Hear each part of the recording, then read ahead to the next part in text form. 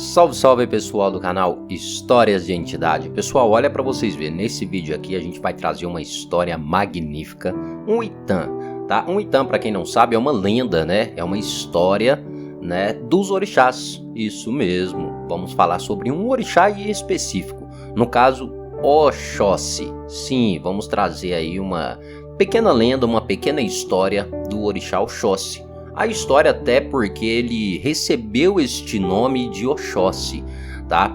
Até então trouxemos esse vídeo aqui, pois hoje, dia 20, né, é comemorado aqui no Brasil o Dia do Orixá Oxóssi. E nada melhor do que a gente saber um pouquinho sobre a sua história. Lembrando também que logo após esse vídeo estaremos colocando aqui as características dos filhos que carregam o orixá Oxóssi. Isso mesmo, você é filho de Oxóssi? Ou você ainda nem sabe se carrega Oxóssi em seu ori, em sua coroa, se ele faz parte da sua vida? Pode ser que você tenha alguma característica, né, peculiar ali do orixá Oxóssi. Então não esqueça, é claro, de curtir esse vídeo e acompanhar o nosso canal se inscrevendo, para você não perder nenhum conteúdo aqui postado. Lembrando que são vídeos toda semana e eu tenho certeza que essas histórias podem sim agregar muito seu conhecimento, tá bom? Então, é claro, vamos falar sobre o orixá Oxóssi, então não esqueça aí de curtir, compartilhar e se inscrever. E sem mais delongas, vamos falar sobre Oxóssi, o que arou meu pai.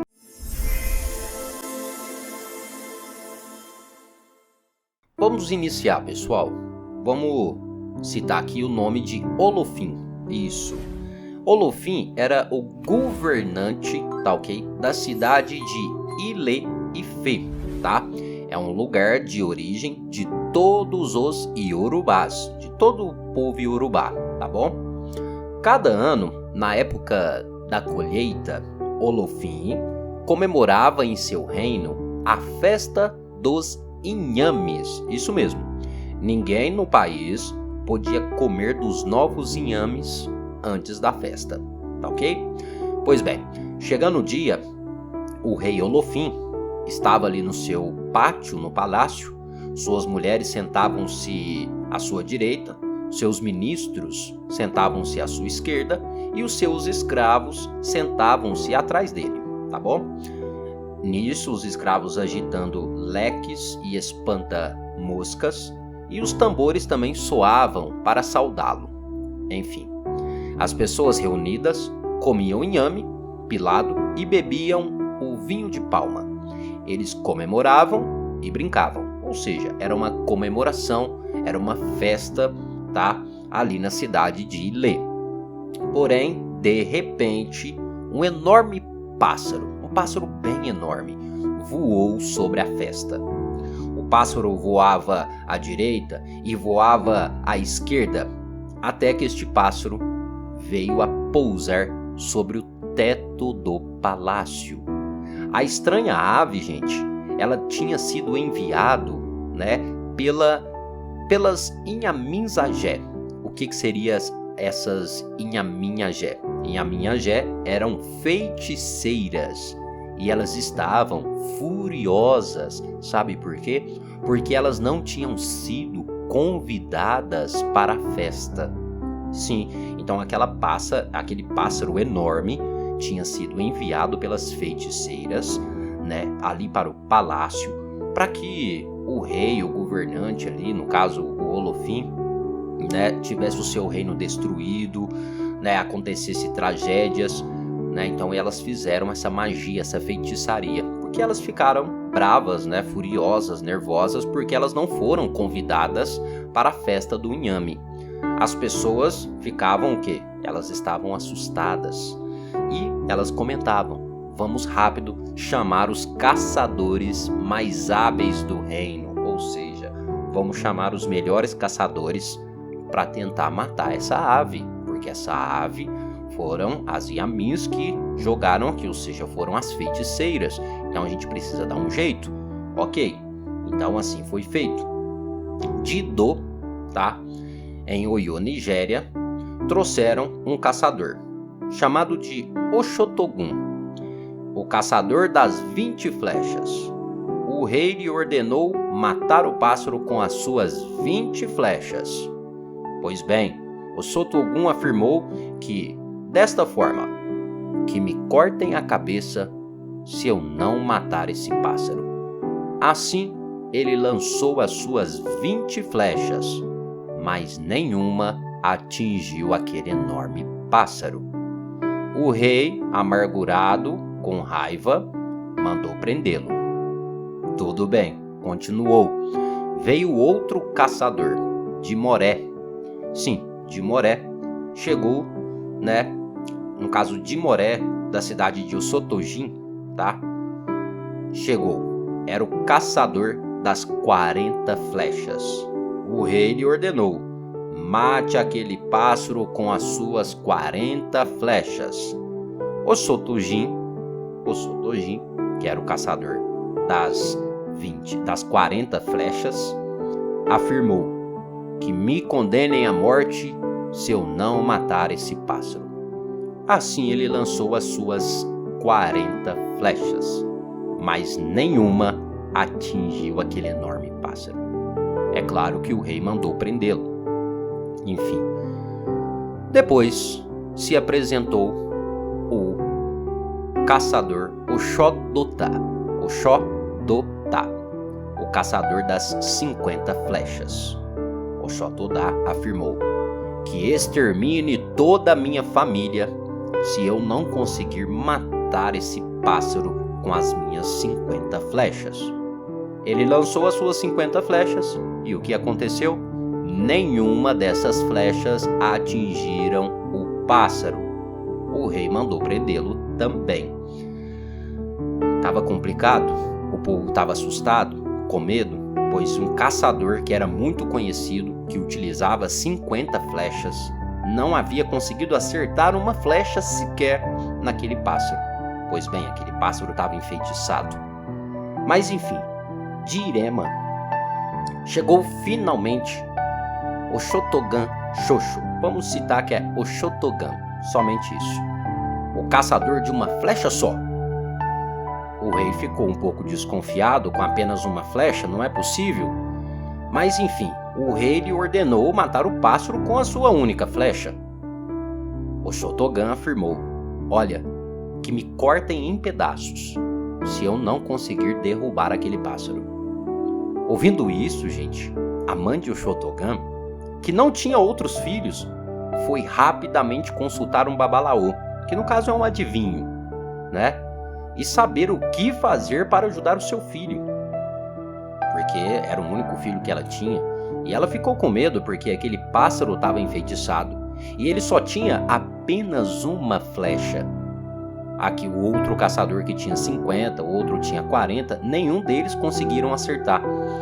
Pois bem, ela foi consultar esse babalaô.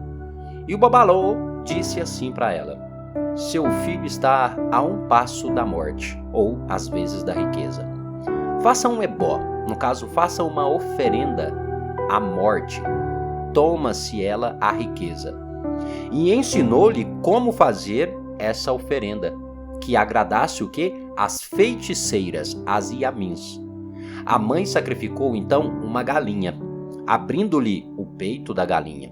E foi rápido colocar essa galinha bem na estrada. Ela gritou 3 vezes: que o peito do pássaro aceite este presente. Que o peito do pássaro aceite este presente. Que o peito do pássaro aceite este presente. Foi no momento exato que o Shotogan atirava sua única flecha. O feitiço pronunciado pela mãe do caçador, pela sua mãe, chegou ao grande pássaro. E o que aconteceu? Ele quis receber a oferenda e simplesmente relaxou. E assim, o encanto que o protegera até então não funcionou. A flecha de Shotogan o atingiu em pleno peito. O pássaro caiu pesadamente, se debateu e morreu. A notícia espalhou-se. Foi o Shotogan, o caçador de uma flecha só, que matou o pássaro e livrou o reino das feiticeiras. O rei lhe fez uma promessa: Se ele o conseguisse, ele ganhará a metade da sua fortuna. Todas as riquezas do reino serão divididas ao meio, e uma metade será dada ao Sotogan. Os 3 caçadores foram soltos da prisão, é claro, e como recompensa, o Sotogun, primeiro caçador, vamos dizer assim, o caçador das 20 flechas, ofereceu ao Sotogan, no caso ao Shossi, 20 sacos de búzios. O Sotoji, o caçador das 40 flechas, ofereceu-lhe 40 sacos. E o terceiro caçador das 50 flechas ofereceu-lhe 50 sacos. E todos cantaram para o Sotogan. Lembrando aí para vocês, tá? Que foram oferecidos ao Shossi saco de búzios, porque o búzios era a moeda de troca deles ali, tá bom? Então todos começaram a cantar ao Sotogan. O Babalaô também juntou-se a eles, cantando e batendo ali os seus agogôs, os seus instrumentos, né? E eles começaram a cantar o Sous, né? O caçador, o Sotogan, o Sou é popular. Assim que o Sotogan foi chamado de Oxóssi. Significado, o caçador de uma flecha só. O Sotogan virou Oxóssi. Essa é uma das histórias mais populares do orixá Oxóssi, também conhecido como Odé. Uma narrativa alternativa, tá bom, pessoal? Uma outra história, tá? Na verdade, com o mesmo intuito. Lembrando que já encerramos aqui esse Intã, mas uma outra história, uma outra lenda é que Oxóssi era irmão mais novo do orixá Ogum, tá? Ele falha uma vez em defender Queto, lá no Benin, que fora atacada por invasores na ausência de Ogum, né? E por não saber lutar, infelizmente, Oxóssi acaba falhando. Após retornar e ter completado, né, a sua missão, Ogum vai ao encontro de seu irmão Oxóssi e lhe oferece o necessário treinamento para proteger o seu povo, porque Oxóssi não sabia se defender, não sabia lutar. E Ogum era o seu irmão mais velho e era o orixá da guerra, o orixá da luta, e assim ele ensina o seu irmão, tá bom? Ogum se ausentava-se nos períodos de guerra, então ele resolveu ensinar Oxóssi. Tendo Oxóssi recebido de seu irmão Ogum o treinamento nas artes do ataque e da defesa, Oxóssi tornou-se o guardião popular, ele mesmo guardando o seu povo. Já possuindo esta prática, ele utilizou apenas uma flecha para matar o grande pássaro das feiticeiras. É isso mesmo. Aí entra aquela história aonde que a gente contou, tá bom? Assim ele ganhou o título do orixá da caça, o responsável por todo o conhecimento adquirido através da arte de caçar. Deu para vocês compreender? Então aqui nós temos 2 relatos, tá? 2 Itãs.